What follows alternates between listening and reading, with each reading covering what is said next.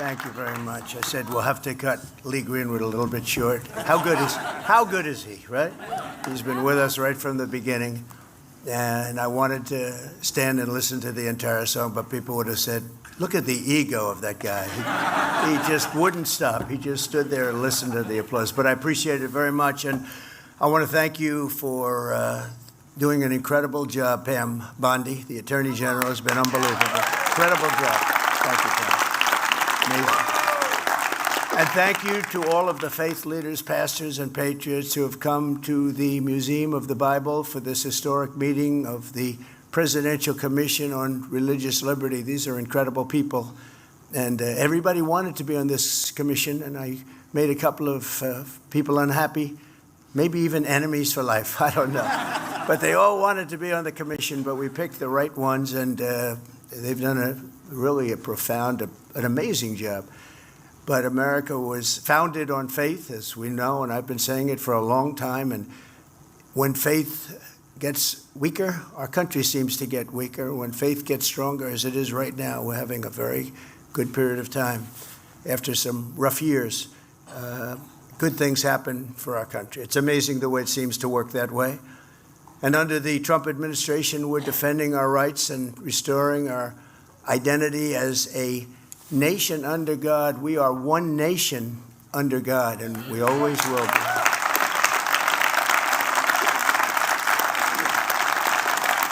The need for this commission has never been more clear than it was last week when the ineffectual senator from Virginia, a man named Tim Kaine, stated that the notion our rights come from our Creator is, quote, extremely troubling to him. Very troubling, isn't it troubling? Isn't that terrible, though? How he would say something like that, and advocated really by a totalitarian regime. This is what they say. But as everyone in this room understands, it is tyrants who are denying our rights and the rights that come from God. And it's this Declaration of Independence that proclaims we're endowed by our Creator with the right to life, liberty, and the pursuit of happiness. The senator from Virginia should be ashamed of himself for many things. For many things. For things even beyond that. But in his own way, nothing's more important than those words. Oh, terrible words. As president, I will always defend our nation's glorious heritage, and we will protect the Judeo-Christian principles of our founding, and we will protect them with vigor. We have to bring back religion in America, bring it back stronger than ever before as our country grows stronger and stronger. Our country is now the hottest nation anywhere in the world. 1 year ago, our country was dead. And I say it, 1 year ago, our country was dead. We had leaders from all over the world that talked to me that say, your country's in trouble. And I just left the Middle East, King of Saudi Arabia, Qatar, UAE, a lot of the big countries. Then I was with the heads of NATO, the NATO nations, all of them. Everyone said essentially the same thing, that a year ago your country was dead and now you have the hottest country anywhere in the world. It's true. It's true in every way. But to have a great nation, you have to have religion. I believe that so strongly. There has to be something after we go through all of this, and that something is God. We go through all of this for a reason. It's not easy, believe me. But I want to thank the Commission's chairman, Texas Lieutenant Governor Dan Patrick. He's been the chairman of my Texas campaign from day one. All right, Dan. He's been the chairman of my Texas campaign, and we went through 6 primaries, and we went through everything that we went through, and we won them all. Yes, sir. We won everything, including 3 elections. Got the most votes in the history of Texas 3 times. Can you believe that? That's pretty good. I heard that the other day. I said, I like that. But I want to thank you, Dan. You've done a great job and very instrumental in the creation of what we're doing today, as well as a very special friend of mine, Dr. Ben Carson, so special that he's being honored.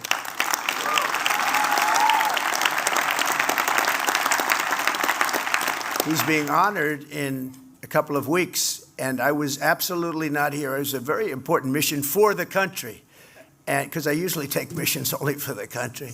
But this was for the country, and I said, I can't do that one. I'm going to go back. I'm going to be with Ben Carson at Mount Vernon, I believe it's going to be. Pretty good place, pretty good location, right, Ben? But he's been my friend from the beginning, right from the beginning. Should I tell him the story about what you said to me, Ben, the famous words? He was a very tough opponent. We were fighting it out, and we had actually 18 candidates, including me.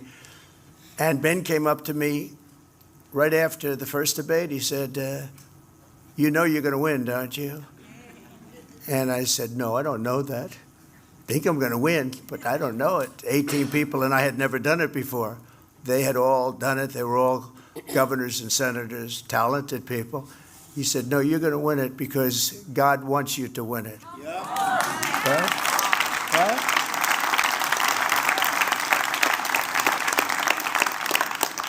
But that didn't stop him. We went through.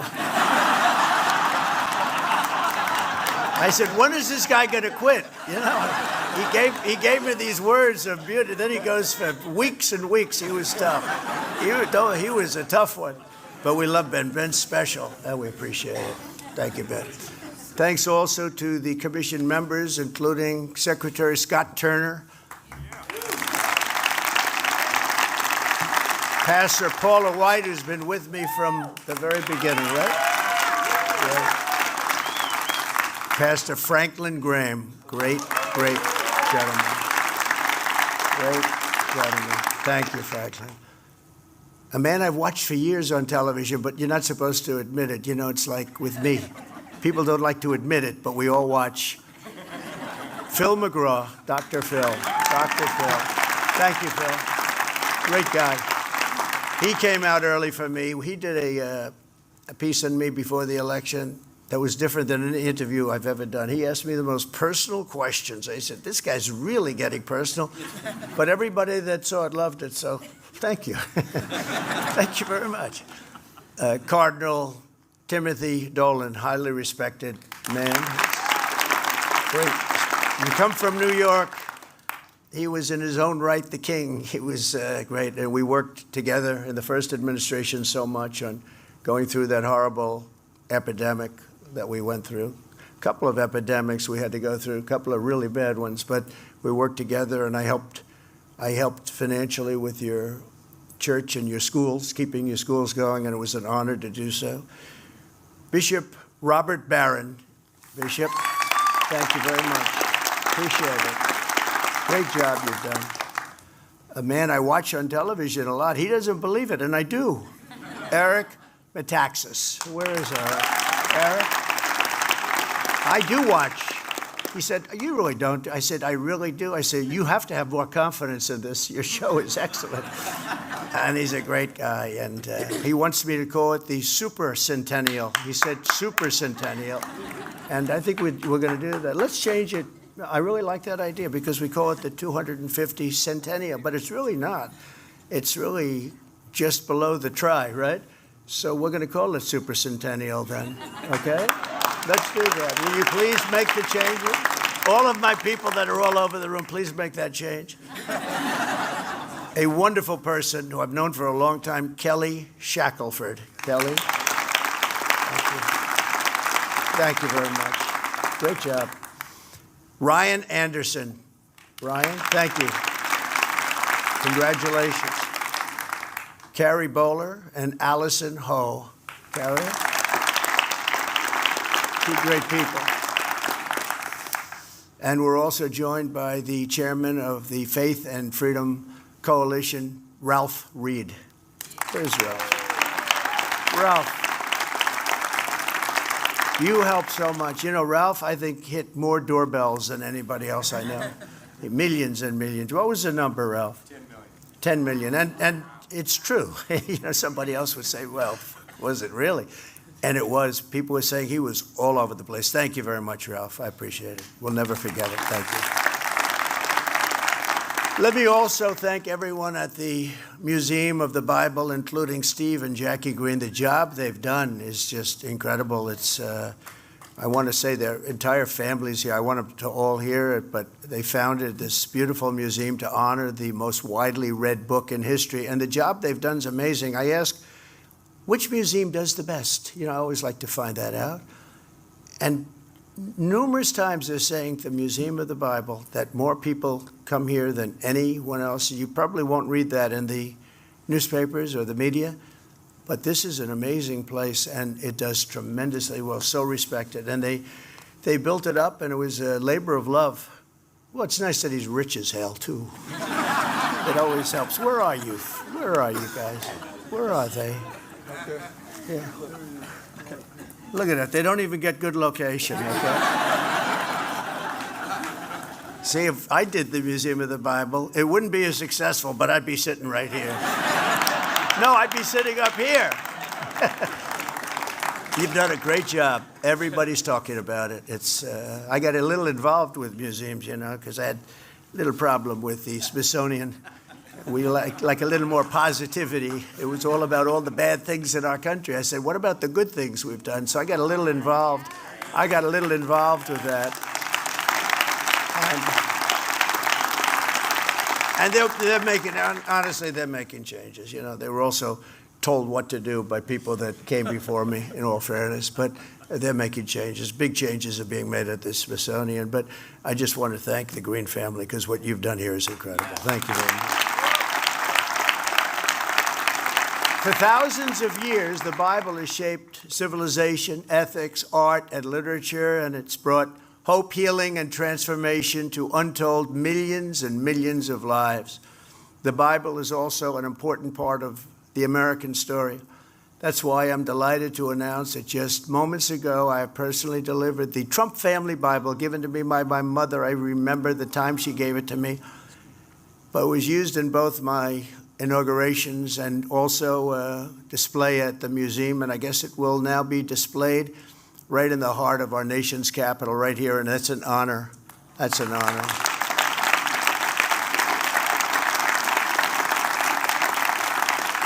We're here this morning to discuss the grave threats to religious liberty in American schools, and you know what's going on. We all know what's going on. But I will tell you, a lot of progress has been made in the last 8 months, tremendous progress, more than I thought we could make in so many ways. Not only that, the woke agenda is practically gone. It's deep-seated. We have to make sure it's out. It's very bad. It's like a weed. You think you killed it, and then it starts growing again. So we have to be careful. But it's very, very different than it was. You look at West Point, how proud they are of their heritage. They did something this week which I thought was appropriate. Some of you know what that is. Does anybody know what that is? Yeah, I like it. I like it. Oh, look at who we have over here. We have your associate, Pam, huh? Leo 2.0. Well, we have Leo here. Is he doing a good job, Pam? He's great. He's at DOJ. He's a great man. He's a great friend of mine for a long time. Of all time.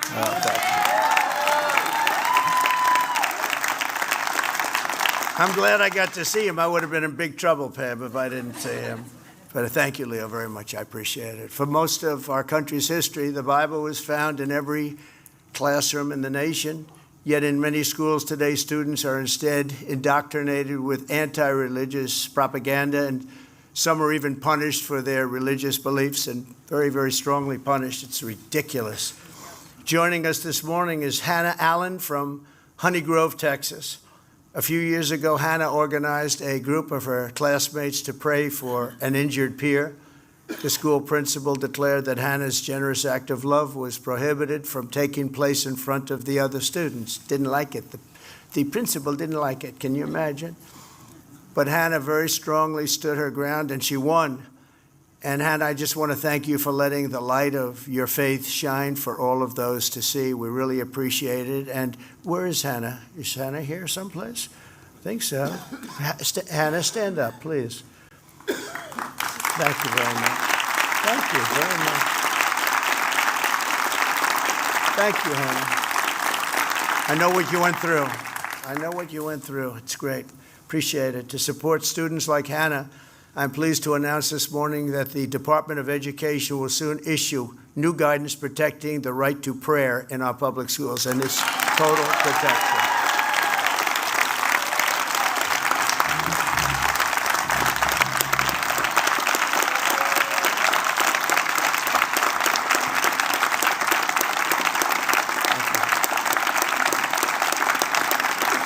you, Hannah. Great job. See what you did, Hannah? Who knew? Who knew that was going to happen, right? Thank you, darling. Also with us is 12-year-old Shay Encinas from California. Last year in 5th grade, Shay was forced to read a book to a kindergarten student promoting a message of radical gender ideology that is contrary to his religious beliefs and ours. I'd like to have Shay come up and tell the story. It's an amazing story. Shay, please come up.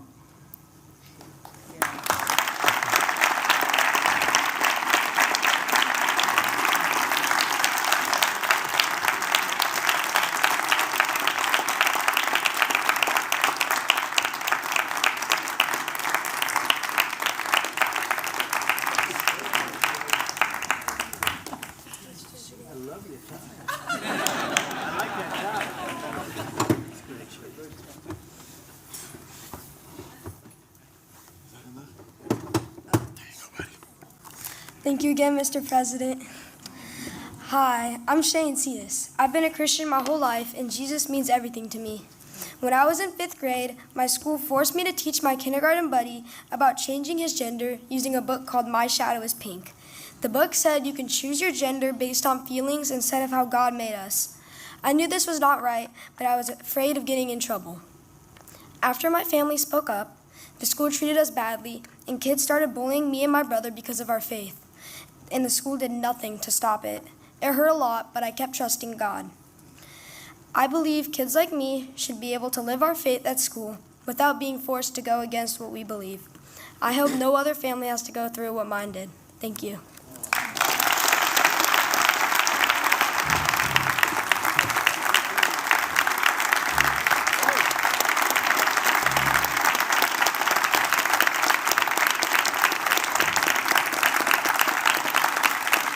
Thank you, Shay. Great job.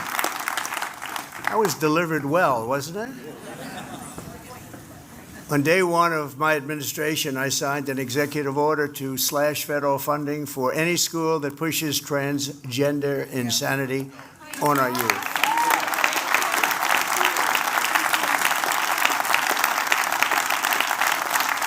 We also banned the chemical and surgical mutilation of our children.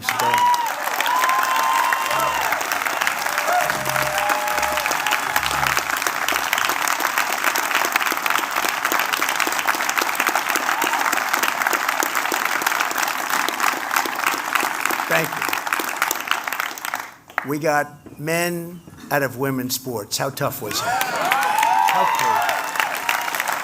But could you imagine, seriously, I'm just thinking to myself, transgender for everybody, men playing in women's sports, all of the different things we talk about, it's insane. And if you were here 15, 20 years ago, and if somebody made a speech about transgender for everyone, I always say transgender because for everyone.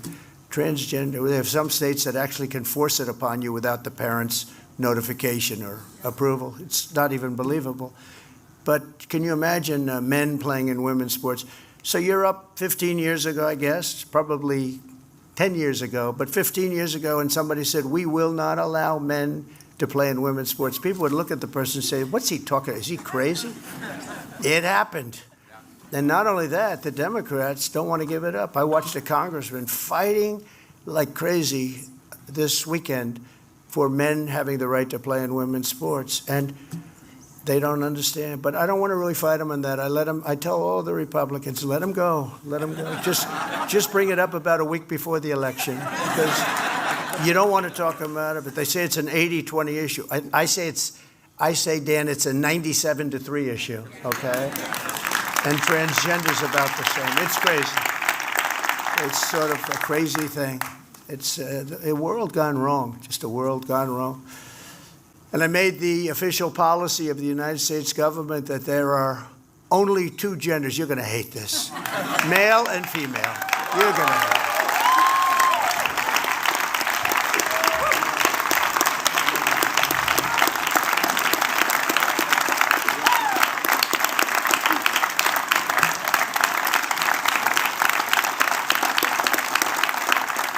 And we got rid of a very sinister thing, the Johnson Amendment, so that pastors can speak the truth that's in their hearts. You know, I'll tell you, I was in a boardroom early on. Paula was there. A couple of people in the room were there, but we had about 50 pastors, some rabbis. We had people from a few different religions, and I was just running. I'd never done it before, so it was very early in the campaign. It was in early 2016, and Trump Tower was 68 stories up in the air, a beautiful boardroom, and places loaded up with these people, and they were all excited. And then at the end, I said, I'd love to have your support. And the room went dead silent. Do you remember? It's like, I said, what happened? I know you like me. What happened? Well, would like to talk to you about it later. Anyway, I said, all right, but if we could leave and we'll have another meeting maybe, but I would love to have your support. And there was, again, no answer. And I said, well, we'll figure this out. And I went to Paula and some of the others after. And I said, could I ask you, I know when I'm doing well, when I'm doing poorly, and I was doing really well. And then when I asked for support, it was like stone cold silence. They said, we have something called the Johnson Amendment, that if a pastor, or minister, or rabbi, or imam, or anybody says anything about politics, you can lose your tax-exempt status. I said, you got to be kidding. So that's what happened. And they were petrified of it. Yeah. Remember that? Nobody even wanted to talk about it. They were absolutely, they became a different group of people. And I pledged to them at the next meeting, we had another meeting a couple of weeks later with a similar group of people, and I pledged to them that if I win, we're going to get rid of the Johnson Amendment. This was Lyndon Johnson, who had a tremendous fight with a minister from, I believe it was Houston or Dallas, and they didn't like each other. And Lyndon Johnson was a very powerful president. He had good power, good strength, he ended up being very weakened by the position, but he had tremendous power. He was a big deal maker, and he got that done, which is pretty amazing that he could get that done. Everybody fought him, but he got it done. He pushed it through Congress, where you lose your tax-exempt status if you even utter a word about politics. And that was amazing when I heard that. I never heard of that before.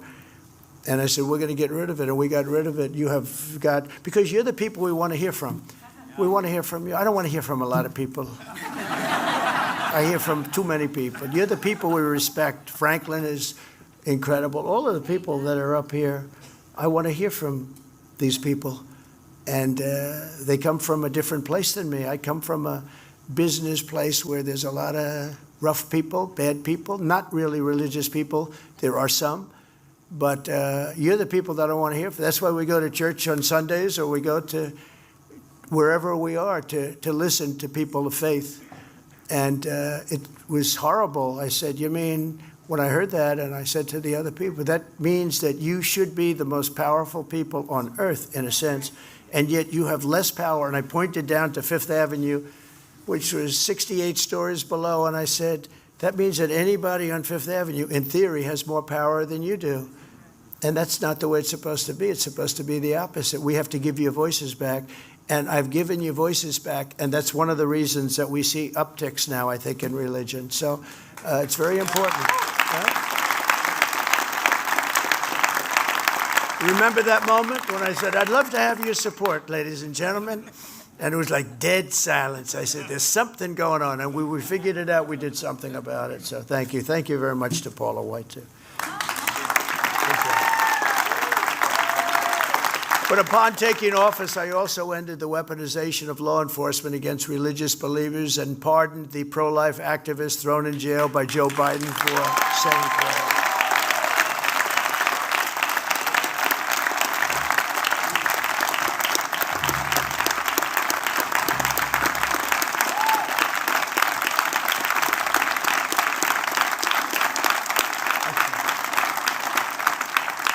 And you know, people don't realize about the Biden administration, it was a very mean administration. He's a mean guy, actually, not a smart guy, never was, but he was a mean guy. No, he was a mean guy, and he knew enough about what was going on. He wasn't like some of the people that surrounded him on the Resolute, the beautiful Resolute desk in the Oval Office. They were stone cold mean. But Joe Biden and the Biden, they were mean people. What they did to people, what they did to J6, what they did to so many people, they were mean people. These were really radical, horrible people. And he wasn't that way 20 years ago. He was never the brightest bulb in the ceiling, but he was a man who wasn't overly mean that I saw, but boy, he became really mean, and his administration was one of the meanest we've ever had, and that's why they're out of here. And people, they're having a hard time getting jobs, and that's the way it should be, because they were bad. They did tremendous disservice to this country, including allowing 25 million people from jails, from prisons, from mental institutions, drug dealers, all over the world. They were entered our country from jails. The prison population of Venezuela was emptied out into our country. And that's what we're doing now. I spend so much of our time, Tom Holman and the people that have worked on this so hard. You know, Kristi Noem, all of them, they've worked on it so hard. It's like an unforced error. And to allow people into our country who are truly, there are evil people. We're all people of religion, but there are evil people, and we have to confront that. I just give my love and hope to the family of the young woman who was stabbed this morning or last night in Charlotte by a madman, a lunatic. Just got up and started. It's right on the tape. It's not really watchable because it's so horrible, but just viciously stabbed. She's just sitting there. So they're evil people. We have to be able to handle that. If we don't handle that, we don't have a country. And I created the first ever Department of Justice task force to eradicate anti-Christian bias.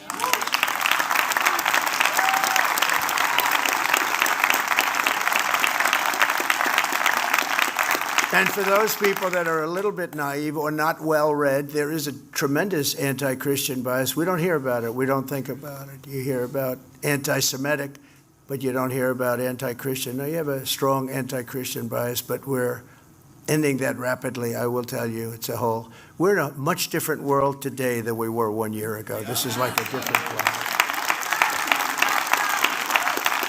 And to support parents' rights, we're fighting, as you know, for school choice, which most people want. Most people want it. I'll tell you. Dan was responsible for getting it along with the governor of Texas. They got it in Texas, and we helped you a little bit. They needed about 20 votes from the legislature. He said, could you make a phone call to whoever they were, the legislators, who I like a lot. But they were about 20 votes short, and they have been for about 10 years. I said, all right, let's give it a shot.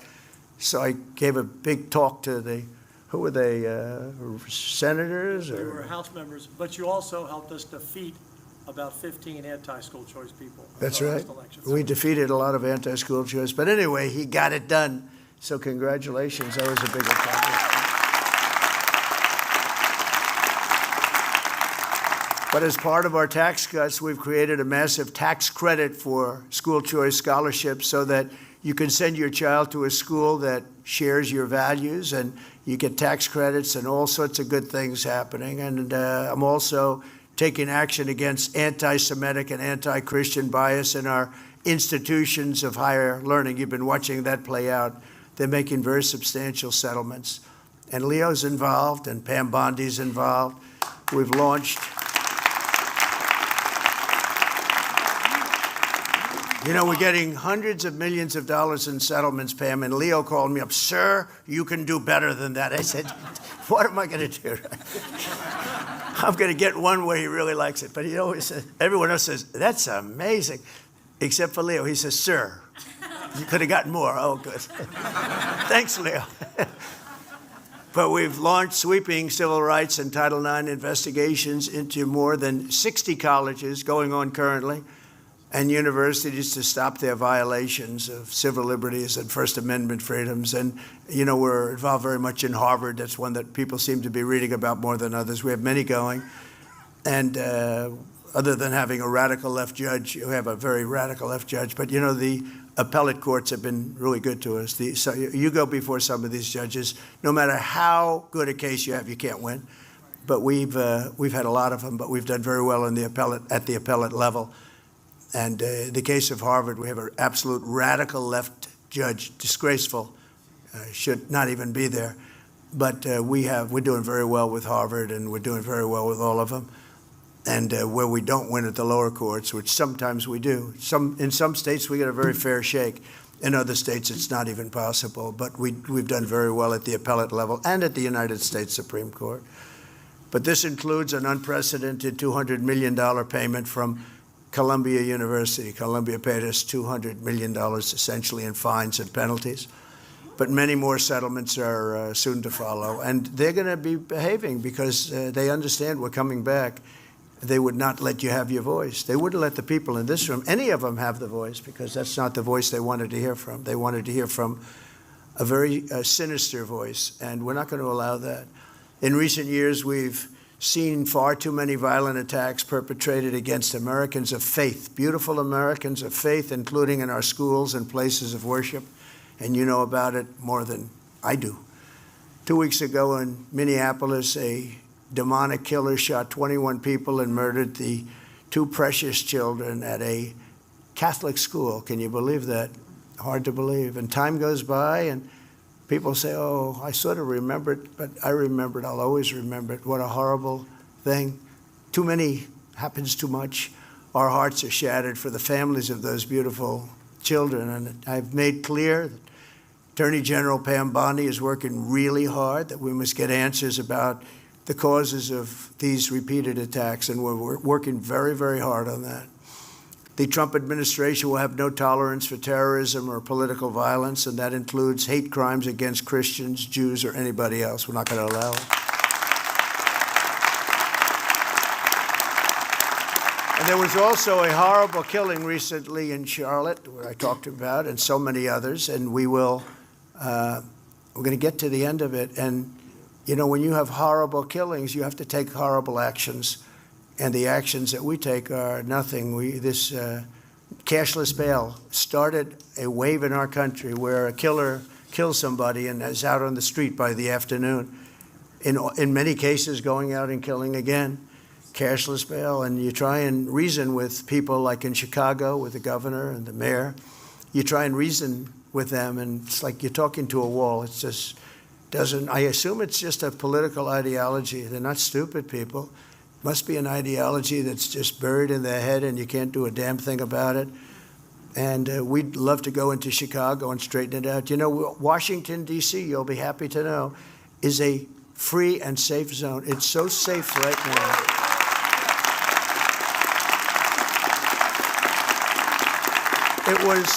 It was one of the most dangerous. Can you believe it? So, you know, you see the beautiful buildings, but we're going to also do an upgrade because a lot of the beautiful buildings have a little graffiti on them. They have roads that aren't proper. They have medians that are bad and falling down into the road, the dividers.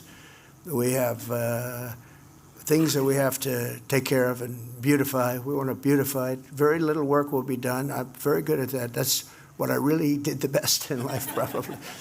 I said, was I a better builder or politician? They said, I think you were a better builder, sir. I said, I didn't know if I was happy about that or not, actually. But I was a really good builder, and I'll fix this place up for peanuts. I'll fix it up. We'll put in new dividers. You ever notice they're all rotted, rusting, and falling down on the road?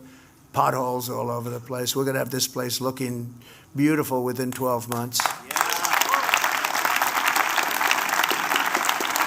Even the little white tiles in the tunnels, you know, you go through the tunnels and there's little white tiles. They've been up for about 60 years, and like there's pieces missing. And you can't match them, believe me, you can't. You try and match them, it never works. You can't. They've been up 60 years. You don't get the same batch no matter what you do. But we'll take all those tiles off, and you're going to have beautiful white tile tunnels again, and everything's going to be really the way it should be. Because when foreign leaders come, you know, I had to take down the tents. We had over 58 tent cities that we took down right in the middle of our parks, right next to our great buildings, Supreme Court. You'd have a tent city right there, and nobody would ever tell them to do it. We had a blue tent right on Lafayette, and they seemed to have a permit. And one of the fake news media was asking me the other day, what about the blue tent? What blue tent? Because all the tents you got, somehow these people were very well connected with the communist cause. And I said, there's a tent up there? Really? Yeah. And he was a friendly reporter for a change. He said, it's terrible that the tent, I said, I didn't know that. I'm surprised. And I checked and there was. And we got it down very quickly. It's down. It's down. Wasn't easy. You know, people chained themselves to a tree and this and that, but that's okay. They can chain themselves if they want. That was a tough one. That's been there for years. It's been there for many years. We took it down. It came down very quickly, Pam. So I hope Attorney General Bondi will be looking into some of these things, and I really know that some of them she is. She's done such an incredible job. You know, she's got a lot of pressure on her not to do these things by a certain group of people that I guess don't love our country, or there's some ideology that they're just indoctrinated with. But she's going to do a fantastic job, and we're waiting for a call from Chicago. We'll fix Chicago. And again, D.C. is right now so safe you can go out. Friends of mine called, one in particular, who's been in D.C. for a long time. And he said, I haven't gone out in 4 years for dinner with my wife. The restaurants were all closing because people were afraid, even if they were in the restaurant, it didn't matter, they were held up. You know, guys would walk in with guns into a restaurant. And that's over. It's not happening. It's now safe. And this man said, I've gone out to dinner in the last week and a half 4 times. And I am so safe. My wife could meet me at the restaurant. She could walk by herself. There is zero threat. The National Guard working with the police, working with the mayor. The mayor has, you know, that's not her ideology. And now I think it maybe is her ideology. She's taking a lot of heat, too, from the radical left. You know, they don't like that she's allowing it. But look, she's going to either allow it or we'll just do it because, you know, it's just, but she understands that. No, she understands that. But I can tell you the people of D.C. are thrilled. I have never had so many people. The other day I had a big scrum in front of me of the press. And I said, you know everybody here, or many of you have been mugged, right? And they're all going like, and these aren't people necessarily on our side. They're all going, yes, yes, yes. What about you?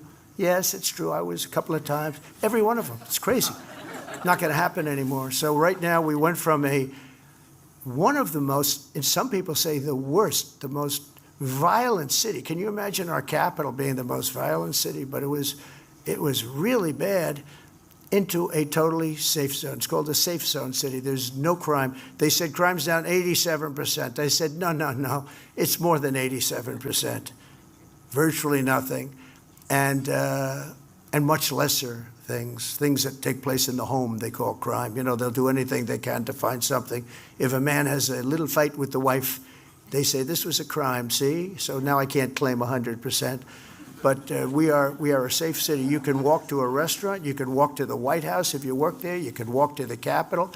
And even the Democrats say, I can't believe it, but they don't want to admit it, but I can't believe it. We could do the same thing in Chicago, New York, Los Angeles. We did it. We saved Los Angeles.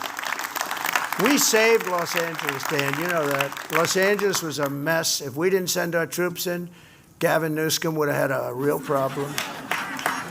We sent our troops. The head police officer, the top person, said we could have never done this alone. We sent our troops right in at the beginning, and we killed it. And it was nasty, but we killed it immediately. And I don't know why Chicago isn't calling us saying, please give us help. When you have, over just a short period of time, 50 murders and hundreds of people shot, and then you have a governor that stands up and says how crime is just fine. It's really crazy. But we're bringing back law and order to our country.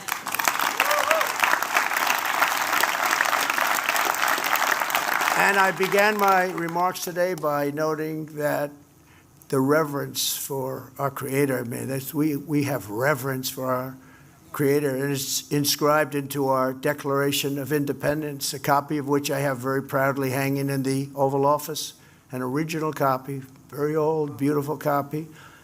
Next year we will celebrate 250 years since that declaration was signed.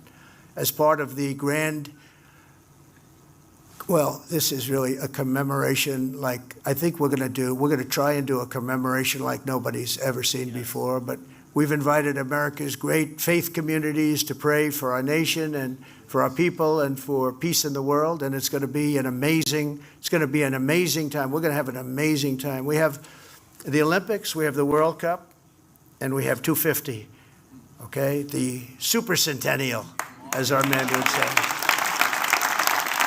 But And it's gonna be amazing. It's gonna be maybe bigger than both of those events. You know, when I was president, I got the World Cup and I got the Olympics. I got them to choose us, Los Angeles. And I was very proud of it. The only problem was I wasn't going to be president because I would have served out normally my time. And then you had some very bad people who rigged an election. And look what happened. I end up getting the Olympics, the World Cup, and 250. It's amazing the way God works, isn't it? Oh, it's amazing. Isn't it amazing the way God works? It's true. I got the Olympics, you know, because I'm a little bit of a selfish person, I guess. I said, you know, I got the Olympics, and Obama would not call. I'll never forget, the head of the Olympic Committee called, and the mayor of Los Angeles called me, and he said, sir, the president will not talk to them. You know why? Because he traveled to Geneva or wherever to make the presentation, and he came in fourth. Now, a president shouldn't do that. A president should say, I will do that. I will make that journey, which has never been made before. But if I make that journey, you have to pick me. He didn't do that. That's why we had a country that was going to hell, because he didn't do a lot of things like that. So he ended up sitting there, and they announced that we're fourth. We were like almost last. And so he didn't like the Olympic Committee too much. So he refused to talk to him. So I get a call from the mayor of Los Angeles who said, please, sir, would you call? We're ready to get it. And I spoke to a gentleman, and I believe it was Geneva, whatever, wherever they are. And I couldn't get him off the phone. He was so dying for love. He finally got something. Anyway, and he agreed that the Olympics would come to the United States, and I was so proud of it. And then I realized even then, I said, I'm not going to be the president. And then the World Cup, we got the World Cup. I did that one, too, with Johnny, and got the World Cup. And I said, I can't believe it. Can you hold it a little sooner, sir? It's all given out at all these different places. So I wasn't going to get that either. And now I got them both. And I can't say that I created 250. That one we have. I'd like to say I created 250 years. I can't say that. But we are going to create a great party and a great celebration. And I'd like to ask a very good friend of mine, Secretary Scott Turner, to come up and say a few words about some of the things we're doing.